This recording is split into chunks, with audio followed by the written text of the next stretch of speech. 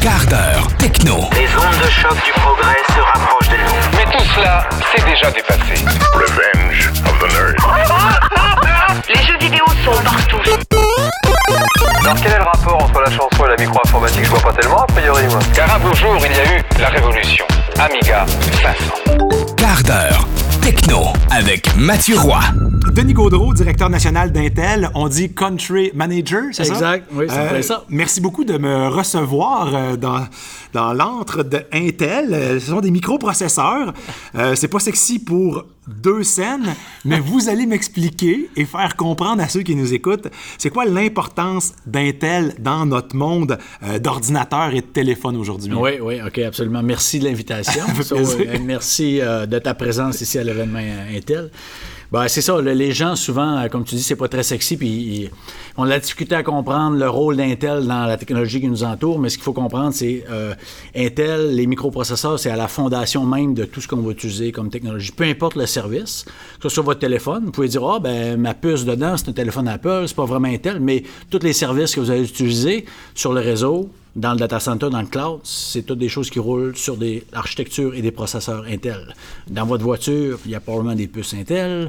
Dans pratiquement tout ce que vous consommez en termes de technologie va pratiquement rouler sur l'architecture Intel, qui est à la fondation même, qui est le cerveau, si on veut, qui fonctionne pour faire fonctionner votre système d'exploitation, votre application et vos services que vous utilisez. Est-ce qu'on peut dire, là, vous venez de parler de cerveau, mais est-ce qu'on peut dire que c'est un peu comme le moteur dans une voiture? Oui, c'est l'essence? Exact. Oui, c'est vraiment l'élément central, si on veut, où tout le reste est bâti autour. Parce que ce soit la connectivité, votre sans-fil, l'interaction avec les clés USB, ces choses-là, tout ça, c'est branché à l'architecture Intel qui va donner des ports USB, des ports PCI Express, des ports sans-fil, des ports réseau, l'aspect connectivité, c'est relié à l'architecture Intel qui est le chipset et le microprocesseur, si on veut. Fait que, on pourrait comparer ça au moteur dans une voiture. C'est comme quelqu'un d'hyperactif qui attend tout le temps un nouveau stimulé pour s'y intéresser. Oui, on peut dire. Et qui comme une pieuvre, comme ça, est capable de faire plusieurs tâches en même temps. Toute l'information, que ce soit ce qui est affiché,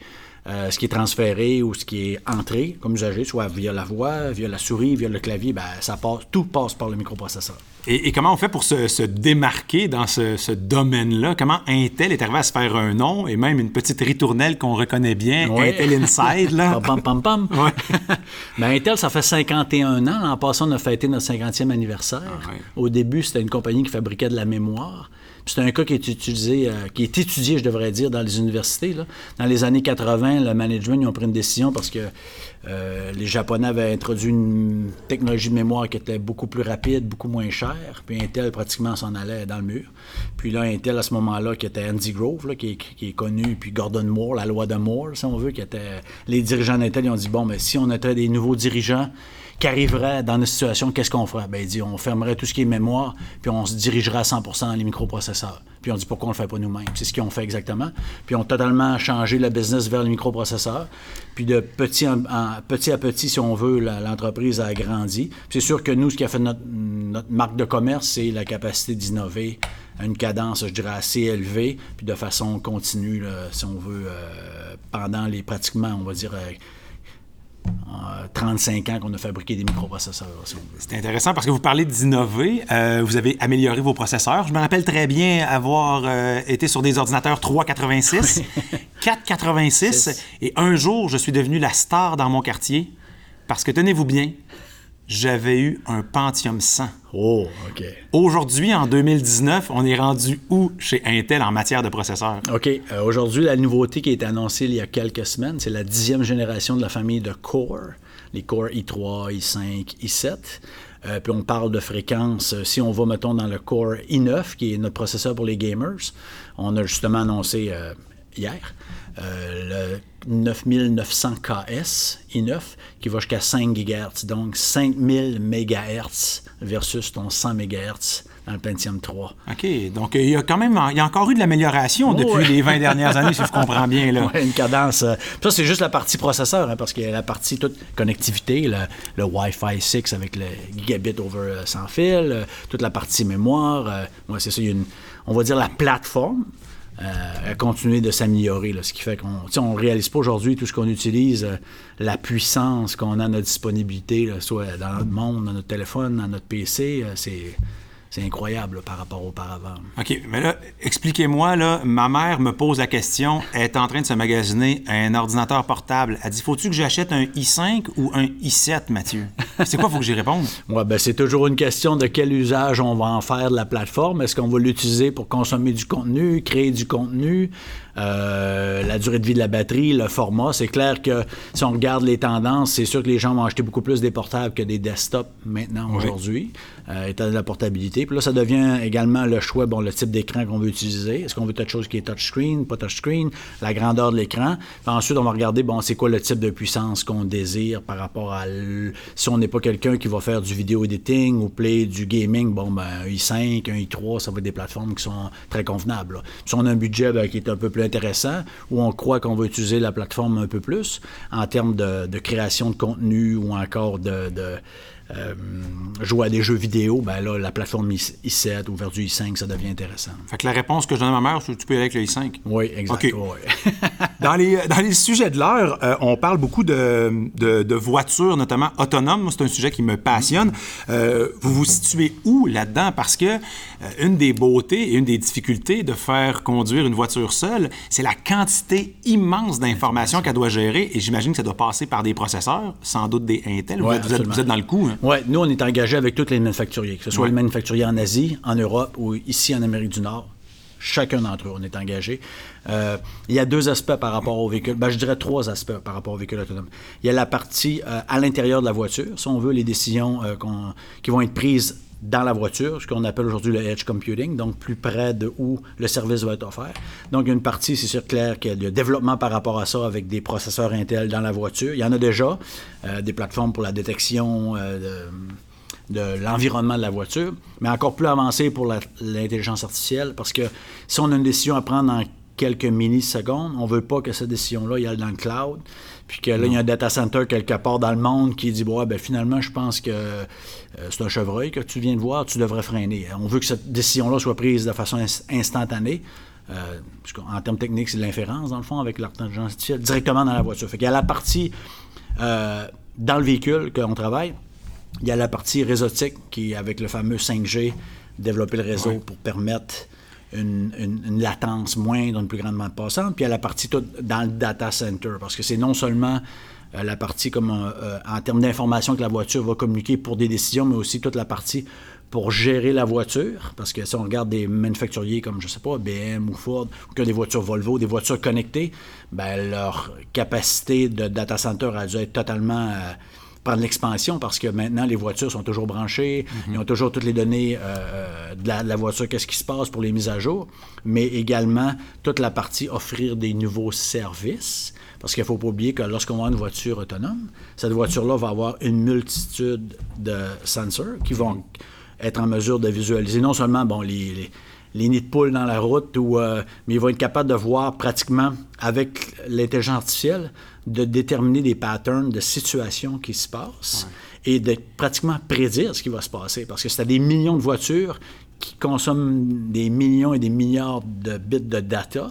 Donc, ils vont dire telle situation, tel type de mouvement de trafic qui se passe, il va se passer telle situation, ou encore, il peut y avoir un crime ou quelque chose. Donc, pour une compagnie automobile, ça, c'est du data que je peux offrir à une ville, à un gouvernement, une compagnie d'assurance. Donc, eux, il y a un nouveau modèle d'affaires qui est non existant aujourd'hui, qui va être disponible, puisque ça va être des centres de données sur roues, chacune des voitures, puis toutes les datas qu'ils collectent, c'est quoi mon modèle d'affaires comme fabricant automobile à qui je peux offrir cette donnée-là. Hey, moi, j'entends là un pas de plus vers la ville intelligente qu'on nous promet depuis si longtemps.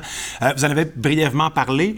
Autre sujet de l'heure, l'intelligence artificielle. Vous avez parlé de l'intelligence de la voiture, mais sinon, si on ratisse plus large, parce qu'il n'y a pas que dans le domaine automobile, Intel touche à quoi en matière d'intelligence artificielle? Dans quel domaine aussi? Nous, notre vision par rapport à l'intelligence artificielle, c'est que l'intelligence artificielle va être présente dans tout. Si on regarde, on parlait tout à l'heure de la 10e génération de nos processeurs Core, ces processeurs-là déjà incluent des instructions qu'on appelle Deep Learning Boost, donc qui permettent de traiter l'intelligence artificielle au point de vue d'une plateforme mobile. Hein.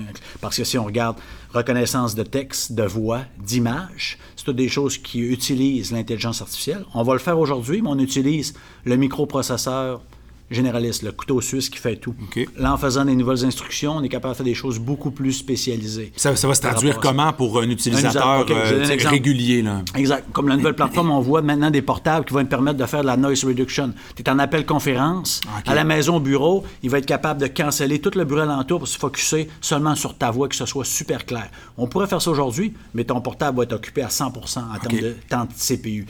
On va être capable de faire ça. Ou encore, tu es encore une fois en appel conférence, on peut mettre tout le background en arrière de toi flou, puis que c'est juste toi qui reste clair. Pas besoin d'un green screen ou d'un blue screen en arrière, peu importe l'environnement.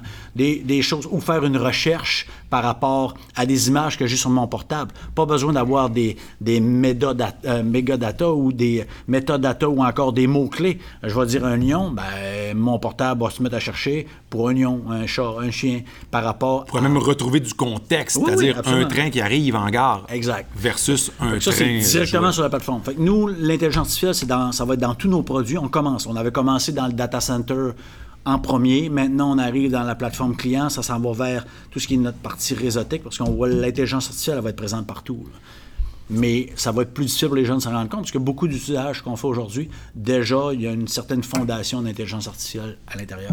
Parlons des vraies affaires. Ouais. Dans les jeux vidéo, ouais. Vous avez de la concurrence, mais vous êtes là aussi depuis un bon bout de temps.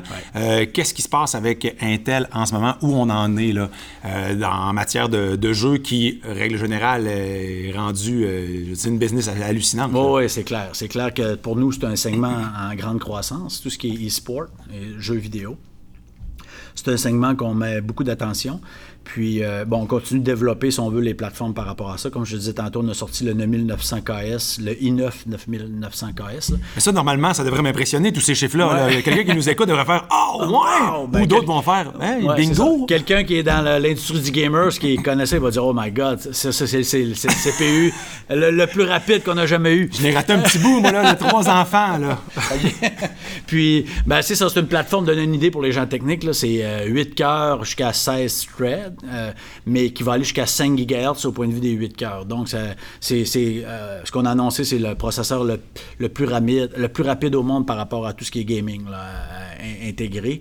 Donc, l'histoire de gaming, pour les gens qui sont hyper compétitifs, c'est toujours la même chose, là, d'avoir une meilleure performance pour avoir, si on veut, un avantage sur nos compétiteurs. Mais l'avantage, il est où? Par la rapidité d'exécution? La rapidité d'exécution, d'avoir plus soit des meilleures images ou encore la rapidité d'exécution lorsqu'on va jouer un jeu de stratégie ou un jeu militaire ou que le jeu soit beaucoup plus fluide par rapport à ça. Parce que là, il y a tout l'aspect réseautique qui rentre en ligne de corps. Ouais. Parce que lorsqu'on joue en réseau, il ne faut pas oublier que tout est encapsulé d'un paquet TCP/IP, s'en va sur le réseau, va quelque part dans un centre de données, est processé, revient. Mm-hmm. Donc, il y a beaucoup d'informations qui doivent être... Fait que ça devient hyper important d'avoir une machine qui est hyper performante. Là. Avant, c'était du 30 images secondes. Aujourd'hui, c'est minimalement 60 images secondes. On est en 4K sur les moniteurs et tout ça est maintenant facilement gérable. Oui, absolument. Okay. On vient à multi-moniteur en 4K avec des frames par seconde au-dessus de 100. Il y a une fluidité, là. On a l'impression des fois de regarder à travers la fenêtre. Là. Exact. C'est vraiment beau. Ouais. J'en conviens. Réalité virtuelle, réalité augmentée, ça aussi, c'est une grosse tendance qui demande beaucoup de puissance machine, je pense. C'est drôle parce que ce matin, je discutais avec quelqu'un, puis il me demandait justement c'est quoi dans les... Si on regarde les tendances, les technologies qu'on voit, le 5G, le AI, IoT, les autos autonomes, la réalité augmentée, blockchain, il me disait lesquels... Tu penses qu'il y a le plus de potentiel, qui va transformer la vie des gens le plus, puis la réalité augmentée ou virtuelle, mais surtout augmentée, je pense, c'est un des aspects qui va transformer beaucoup nos vies, parce que beaucoup d'interactions qu'on a, autant au travail ou au personnel, on veut utiliser nos mains, pas vraiment un clavier ou entrée, on va avoir besoin d'avoir une certaine liberté. Puis avec la réalité, si on veut augmenter, imaginez avoir accès à Google, YouTube, en temps réel, devant toi, juste en donnant une commande verbal, dire « OK, j'ai besoin de telle information », puis que là, ça apparaît. Peu importe le support qu'on va avoir, là, ça va totalement tout transformer. Là. Si c'est un travailleur qui a besoin de faire une opération, un plombier, un électricien, quelqu'un dans une usine, chez Bombardier, pour faire une modification à l'intérieur sur le plan de production d'une usine, tu dis « OK, je voudrais avoir le manuel pour tel équipement. » Bang, il apparaît devant tes yeux, change de page. Ben, aujourd'hui, difficile de faire ça parce que bande passante, la capacité de calcul qui est nécessaire, le format d'équipement qu'on a besoin, mais dans les prochaines années, c'est toutes des choses qui vont être disponibles. Puis que ça va, pour moi, ça va être une des technologies qui va changer le plus la façon qu'on interagit avec, je dirais, notre environnement en termes technologiques. On a des écrans extraordinaires. On est capable d'avoir des lunettes aussi sensationnelles, je pense. On a des puissances de processeurs invraisemblables, inégalées. Maintenant, est-ce que le principal frein n'est pas justement les vitesses de connexion, notre vitesse d'accès à Internet? Est-ce que c'est ça en ce moment qui ralentit un peu le groupe? C'est une combinaison des deux, mais effectivement, la vitesse de connexion, il y a la miniaturisation de tout ça. Si on veut que devienne pas avoir une batterie qui est un pack-sac, là, si on veut, par rapport à ça. Fait que ça, on s'en va vers là. Mais effectivement, le 5G va aider beaucoup. Et aussi ce qu'on appelle le edge computing. C'est-à-dire actuellement, beaucoup de la capacité de calcul ou de la tâche qui doit être faite va être calculée dans un centre de données quelque part dans le pays ou à l'extérieur du pays va revenir. C'est très rapide, on s'en rend pas compte, mais pas assez rapide pour ce genre d'usage-là. Donc, la tendance, c'est le edge computing, c'est-à-dire de déplacer la capacité de calcul ou le traitement des données plus près de l'usage. Donc, d'être en mesure de, si on a besoin d'une information, disons en réalité virtuelle ou augmentée, cette information-là va être le plus proche de moi, soit dans l'organisation, je suis une entreprise, ou peut-être dans mon quartier si j'utilise une application. Un exemple de ça hyper concret que les gens saisissent bien. Aujourd'hui, disons que je regarde une série sur Netflix ou chez Amazon ou Apple TV bientôt. Bien, actuellement, cette série-là est streamée dans un data center de chez Netflix. Donc, ils vont Puis si 10 personnes dans mon quartier écoutent la même série, bien, il y a 10 streams de cette série-là qui sont envoyés à partir du data center de Netflix qui vont encombrer le réseau Vidéotron, Bell. Avec le edge computing, ce qui va se passer, c'est qu'eux vont mettre des mini data centers dans le centre de traitement le plus près dans votre quartier, soit une tour de cellulaire, parce qu'il y a des serveurs dans des tours de cellulaire, puis qu'eux vont dire « Ah, OK, tout le monde est en train d'écouter Friends ou peu importe, telle série, mais ils vont prendre le contenu, ils vont le déplacer là. Donc, toute la bande passante qui était consommée par ces 10 personnes-là sur le réseau du fournisseur, bien, est totalement libérée. Elle est juste locale du mini data center et tout ça se fait, il n'y a aucune intervention humaine, ça se fait tout de façon automatique. Fait qu'on déplace la nécessité de traitement des données de calcul vers l'usager plus près. C'est un peu une image du edge computing, donc plus près du bord ou de l'usager, si on veut. Ça fait penser un peu à la mémoire RAM, où on faisait la comparaison avec une bibliothèque et un grand bureau dans la bibliothèque. En plein ça. La RAM, c'était le bureau sur lequel on pouvait déposer plusieurs livres et les consulter rapidement. Donc, dans ce cas-ci, on dirait qu'on revient un peu à ce vieux concept-là, mais élargi à la planète. Exact, c'est ça. C'est une hiérarchie, si on veut, de où l'information va être consommée et processée ou calculée. Je termine en vous demandant de sortir votre carte du ciel. J'avais 15 ans, je faisais la vedette dans le quartier, ma vedette dans le quartier avec mon Pentium 100. Ma fille, ma plus vieille, a 5 ans. Lorsqu'elle aura 15 ans, donc dans 10 ans, elle va se vanter d'avoir quoi comme ordinateur? Ça devient difficile, je crois, à prévoir. Je crois que ça va être quelque chose qui va être, je dirais, clairement avoir de la réalité augmentée. Pour elle, probablement quelque chose qu'elle va porter sur elle ou encore même au point de vue, une dizaine d'années, on parle peut-être même au point de vue, parce qu'on voit l'intégration actuellement du monde physique et digital, mais la prochaine étape, c'est l'intégration du monde biologique. Hein? Ouais. Donc, peut-être quelque chose qui va être directement intégré dans sa rétine ou dans son œil, qui va lui permettre de consulter justement en mode réalité augmentée et de parler via un petit équipement là, pour justement consulter l'information qui va être disponible via le Edge, donc très près de ce qu'elle va être à ce moment-là, ce qu'elle va être à ce moment-là. Là, à 15 ans, elle ne viendra pas me dire « Papa, je veux un tatou », elle va me dire « Papa, je veux un ordinateur dans les yeux ». Denis Gaudreault, merci beaucoup. C'est vraiment fascinant. Et puis, bon succès. En tout cas, c'est bien parti pour Intel. Ça devrait aller loin, cette compagnie-là. Bon, ben merci. Merci, Mathieu. Merci beaucoup. Bye-bye. C'était Quart d'heure techno avec Mathieu Roy. D'autres épisodes disponibles sur la balado de Quart d'heure techno.